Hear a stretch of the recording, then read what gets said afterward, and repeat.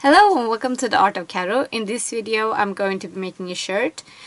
I think the pattern is from the 70s or 80s. I'm not sure, and I don't know if that can be classified as vintage. I think maybe now it can. I think it needs to be older than 30 years for it to be vintage. I don't remember, but anyway, my mom thrifted this pattern.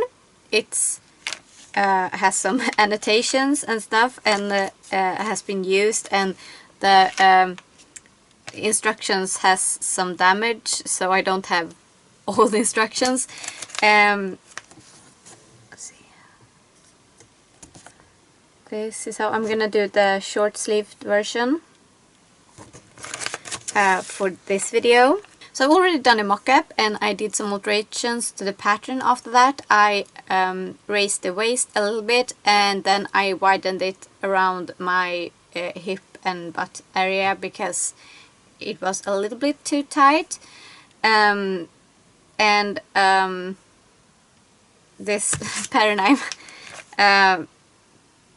I'm so confused because I have some other, my mom thrifted this, and she has a whole bunch of them, and I made a mock-up for another one that I'm also gonna try to do a video on, and that one is a size 40. This is a size 42, and both of them fit the same on me, so I'm really confused by the sizing systems for this company. I don't know what this company is, and I don't think it exists anymore, and I think this might be from you ordered the patterns from a magazine, but I don't know. It's a mystery pattern for me, and it's in Swedish, and it doesn't have a lot of information. I had this fabric I got to make some kind of shirt with, and I thought it would fit nicely with this. I wasn't completely sure, but I asked some advice, and then I ultimately decided on this one. It's a rayon fabric, and it's green with grey elephants on it, and I fell in love with this because my grandfather really loved elephants, and it made me think of him, and I just think it will be really cute. So I'm gonna get into making this shirt. First I'm just gonna do a little bit more of an alteration to the pattern because I want to have French seams in the where the sleeve attaches, because I prefer that method of dealing with the seam allowance there, because it's so easy for those seams to be really uncomfortable for me, and French seams are the safest bet when it comes to comfy seam allowance for me. So I'm just gonna alter that on my pattern, and then I'm gonna get started. And yeah, let's get into the video. I have cut out all my pieces, and I cut out the pieces out of the interfacing also, and Sokka is checking them out. Are they approved? Do they look good? Yeah? Do they look good? And this is also quality control for the fabric, because my cats shed like crazy. I don't know if you can see. Yeah. They shed like crazy, and you can't see all the little pieces of fur, like all the hairs on this fabric, which is great. I mean, I can see it if I get really up close, but it's not super obvious, so that's great. So what I'm going to do now is first I'm going to attach all the interfacing pieces, and then I'm going to start putting it together. So I'm attaching the interfacing to the front piece, where I'm going to sew the buttons later on. And then I'm folding a piece of the front in, and then I'm folding it once again, so there are 2 folds. And I'm pressing that, and I'm going to pin the fold to keep it in place. Then I'm stitching a bit in on that that second fold, and then I'm folding out that second fold, so it's just folded once now, and then I'm stitching a bit in again, and then I'm pressing everything out to make this nice button placket thing in the front. And then I'm pinning the side front piece to the front, and then I'm stitching those together. It's a bit difficult around the curve, the bust curve, but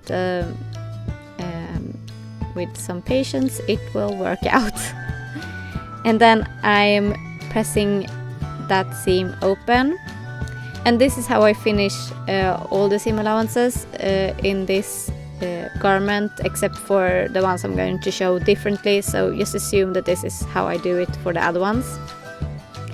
I'm removing the seam allowance for one side, just like half the seam allowance, and then I am folding over the other piece of seam allowance over the trimmed seam allowance to create sort of a felled seam situation. And I sewed this with 2 cm seam allowance, in case I forgot to say that. Yeah. Just being careful of the curve there. I'm pressing it, and then I'm pinning down that folded over seam allowance. And then I'm stitching that down. So the stitches is going to be visible on the outside, and that's included in the instructions. So that's a design feature.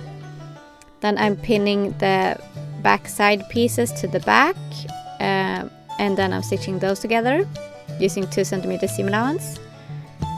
And after I finish those seam allowances, I'm pinning the yoke to the back pieces. And then I am sewing that with a 2 cm seam allowance, and I finish that seam in the same way as the other ones.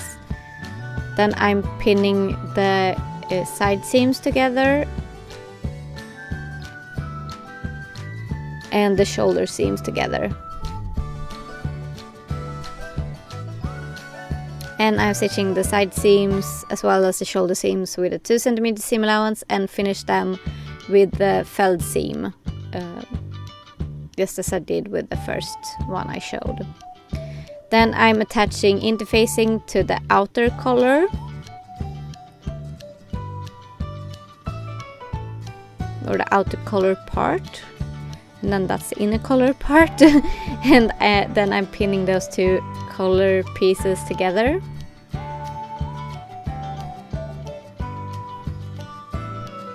As you can see, they are a bit of a different size, and that's because the inner collar is a bit smaller, so it will lie nicer. And then I'm attaching interfacing to this lower part of the collar, like this. I don't remember what it was called, but yeah, it's like a under part of the collar. And then I'm stitching together my 2 collar pieces. After I trimmed the seam allowance, I'm turning it right sides out, and then I'm pressing it.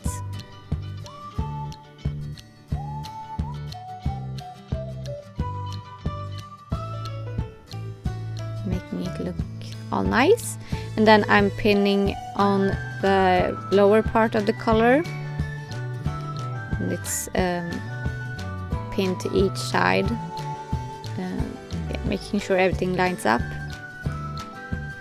And then I'm stitching that lower part of the collar together, attaching it to the upper part of the collar. And then I'm trimming the seam allowance for that, and I'm cutting into the curved pieces to make it all look lay nice when I'm pressing it. Then I'm turning it right side out.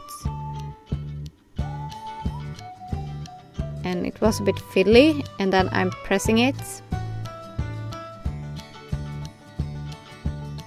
And it took some thinking, figuring out which side was meant to be up for the color in regards to the print, so that the elephants ended up in the right way around when I put it on. And then I'm stitching around the collar. I could have done that earlier, but the instructions was a bit unclear. That was on top stitching, I mean. And then I'm attaching the collar to the shirt. And then I'm stitching the collar to the shirt, and that was very fiddly. Might be the hardest part of this project. And then I'm folding down the collar and the color seam allowance and stuff like that, so it looks nice on the inside. And I'm doing that with a lot of pressing to get everything to lay as it's supposed to be. See here, I'm folding in the seam allowance on the inner part of the collar and attaching it to the inside of the shirt. Just pinning it down.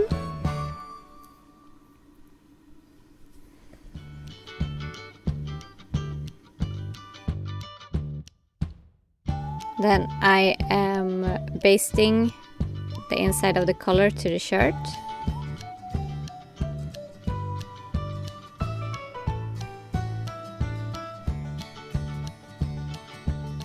And then I'm hand stitching it to the shirt. And this rayon fabric was really pleasant to hand sew in, so that was nice. Then I'm folding up 1 centimeter of the hem and pinning it down.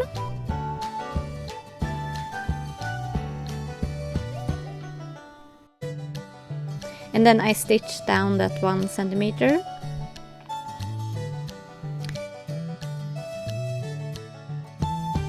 Then I'm folding up an additional 3 centimeter of the hem and pressing that down and pinning it.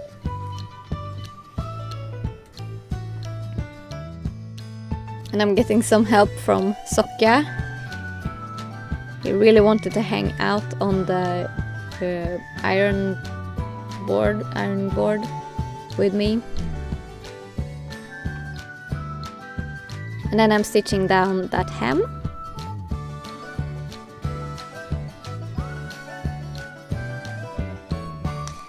And then I'm marking using my pattern where the buttonholes are going to go. And I was really excited for this because my new machine has some cool button and buttonhole functions that I want to use. So this is how you sew a buttonhole on my machine. And I can just put in exactly how long it's going to be, and it sews everything out automatically. It's really cool.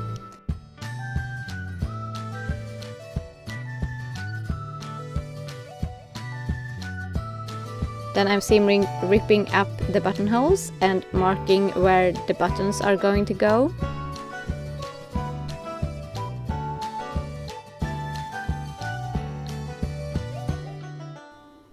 And then I can with my machine just stitch in the buttons. It's so easy. And this machine is really reliable with this, because I had these functions on my old machine, but it wasn't very reliable when it came to that, so yeah. Then I'm folding up the hem of my sleeves 2 times and pressing it. I had to fiddle a bit because it's a rayon. It had a bit of a difficult time doing what I wanted it to do. It's a bit of a it's a very flowing fabric, and I kind of want to move around. I pinned it, and then I'm stitching a bit into the fold, and then I'm folding it open again, and I'm stitching a bit into the hem, and you get this nice effect. the same as you did at the bottom placket. Then I'm pinning together the sleeves and stitching with 2 cm seam allowance. And I actually managed to do a felt seam here. I first intended to make a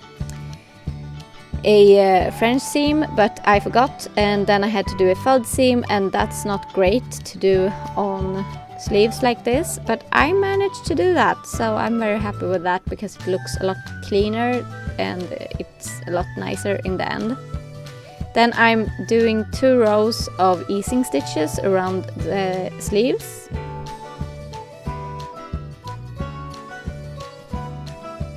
And I'm doing 2 rows because I'm going to make French seams here when I'm attaching the sleeves. And then I'm pinning in the sleeves, putting them wrong sides together at first. And it's kind of fiddly and difficult to make everything lay as it's supposed to, especially since I forgot to mark one of the notches that's meant to show me where everything is supposed to go, so I had to compare it with the other sleeve. Then I'm stitching the first part of my French seam all around the armhole, and this first one I'm not concerned that it wrinkles a bit, just as long as the wrinkles are a bit are evenly spaced, that's fine. And then I cut off the excess seam allowance, turn everything the right sides together so it's the wrong side out, and then I'm pinning it again, and this time I'm making sure that where I'm going to sew everything lies smoothly, and it worked out really well. I'm stitching the armhole again. I was stitching in the sleeve again. And then I'm turning everything right side out and pressing that seam. So I have the seam allowance toward the sleeve. And then the shirt is finished.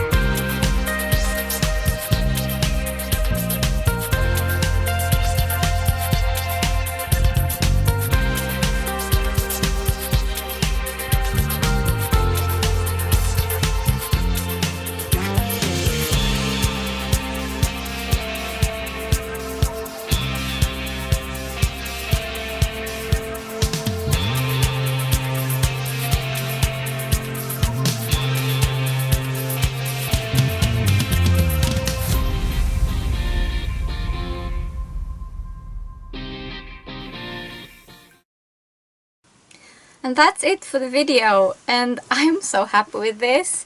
The only thing is, because it's made out of rayon, it kind of looks wrinkly really easily, but I don't really mind it. I think it's a feature of the fabric. It's really nice feeling. I'm so happy with the alterations I made. The one thing, structurally speaking, that I'm unhappy with is if I button the collar, and I can't figure out how this happened. I was very careful. Now it looks okay, but can you see this side looks a bit smaller than the other one, and that's because it's over this. And look at this. I don't know why that happened. I tried to fix it, and look, when I do what I can to fix it even better, the color looks weirder. So it just is what it is. And I think if I'm going to wear it like this, I'm probably gonna add a tie or something, And it's nice because look, it's not too tight around my neck, because maybe that's why it's problematic. It's not as tight as it's supposed to be around my neck, but if it was, I wouldn't be able to wear it closed like this. But most likely I'm gonna wear it open, so that fixes the problem with the collar looking weird. And I think it looks good like this. I like the really high color, it's so nice. And my mom informed me that this is a 70s pattern. I had a little bit of a difficulty figuring that out. And yeah, I'm gonna continue to do some more of my mom's of the patterns my mom has thrifted. I want to show you a bit because I'm thinking this will be like a small series. So the next one I'm probably gonna make is this one. It's an 80s pattern, I believe, and I'm gonna do the one. I've already done mock-ups for this and made alterations for this, so that will be next up. I have some other patterns that I'm going to work on. This is actually a pattern for pregnant women, but I think it looks really cute, and I think with a waistband it could be perfect, so that doesn't really bother me. But yeah, I have some cute patterns that I'm gonna attempt to make. And another thing before I end this video, I'm really tempted to do the long-sleeved version of this, and it also have a rounded collar version, and I like the pointy collars best, but maybe I want to do that as well. So maybe keep an eye out for that. It may be made out of flannel. It's getting up of the season when I can get access to that fabric, and maybe I can use some of the bobbin lace I have been working on. So we should see. Don't have too high expectations of me because my health is a bit but yeah, so that's all for this one. Thanks so much for watching. If you enjoyed this video, please hit the like button, and if you want to see more of my videos in the future, you may want to subscribe and hit the notification bell. May the stars shine upon your faces and have a glorious day. Thank you and goodbye for now.